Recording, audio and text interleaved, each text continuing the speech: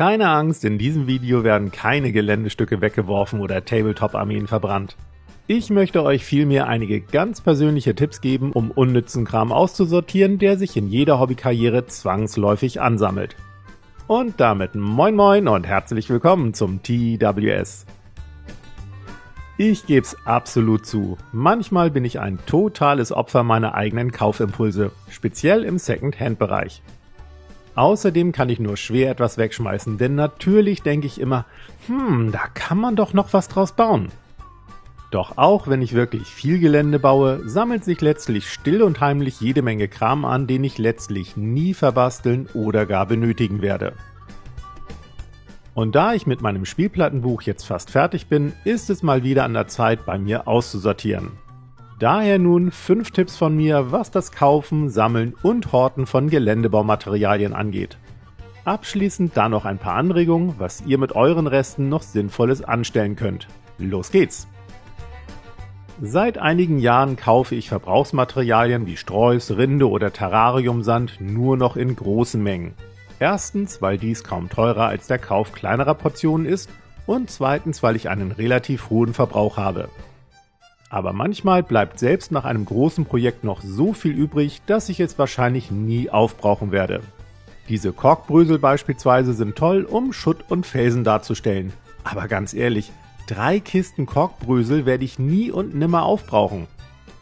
Daher füllt euch in solchen Fällen eventuell nochmal eine kleine Portion ab und entsorgt den Rest. Dazu am Ende dieses Videos direkt noch ein paar Tipps. Wer viel bastelt und ausprobiert, entdeckt ständig neue Materialien und Möglichkeiten. Entsprechend überholen sich manchmal dabei Dinge, ohne dass man es bewusst merkt.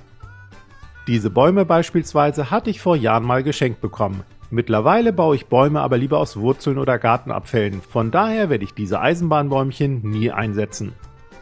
Wenn sich euer Geschmack bezüglich bestimmter Materialien also mal geändert hat, entsorgt solche Altlasten direkt, denn sie nehmen nur wertvollen Platz weg. Wer kennt das nicht? Beim Basteln fallen ständig kleinere und größere Schnittreste an, vor allem wenn mit Hartschaum gebaut wird. Ich habe einen großen Schnittrestekarton, in den aber nur Reststücke hineinkommen, die mindestens eine Hand groß sind. Kleinere Teile wandern sofort in den Müll, denn aus denen baut man ja meist doch nichts mehr. Zumindest ich nicht. Bei Pappe, Balsaholz, MDF, Korkplatten und ähnlichem bin ich etwas großzügiger. Dort habe ich eine Restekiste, in der auch mal Spielkarten kleine Stücke landen.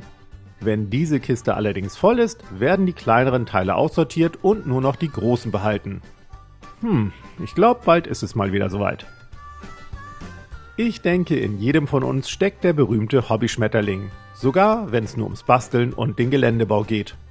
Entsprechend sammle oder kaufe ich oft Sachen und habe dabei direkt ein Projekt im Kopf. Aber aus verschiedenen Gründen geht's dann nicht sofort los und irgendwann kommen mir andere Ideen und der noch gar nicht so alte Kram landet plötzlich in einer Mach-ich-später-Kiste. Aber spätestens nach einem Jahr oder allerspätestens, wenn ihr Platzmangel habt, solltet ihr euch die Frage stellen, werde ich dieses Projekt jemals umsetzen? Falls ja, dann fangt ohne weitere Ausreden direkt damit an. Falls vielleicht, setzt euch eine Frist, bis wann ihr damit starten wollt. Und falls nein, entsorgt den Kram und ihr habt wieder mehr Platz.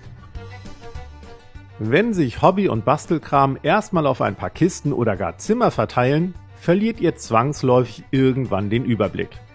Daher macht mindestens einmal im Jahr eine kleine Inventur, bei der ihr in all eure Schubladen und Boxen schaut. Dazu dann 3 Stapel. Will ich definitiv behalten? Kann weg? Und ich weiß noch nicht.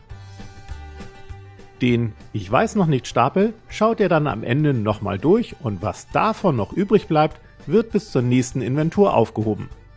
Wenn ihr dann aber merkt, das habe ich doch vor einem Jahr schon aufgehoben, weil ich es angeblich brauchte, dann braucht ihr es mit großer Wahrscheinlichkeit doch nicht.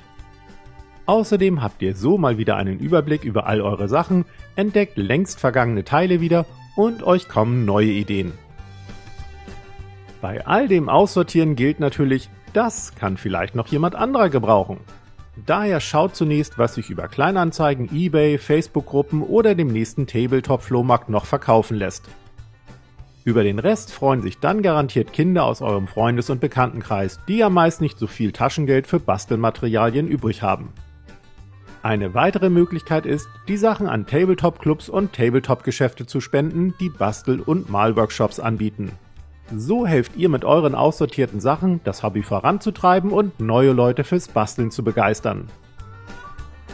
Die stets letzte Option sollten der Mülleimer oder Recyclinghof sein, außer eure Reste sind wirklich Müll und nicht aufhebenswert. Habt ihr noch Tipps zum Lagern, Aussortieren und Aufheben? Dann schreibt's gerne in die Kommentare, ansonsten sehen wir uns nächsten Freitag. Bis dann!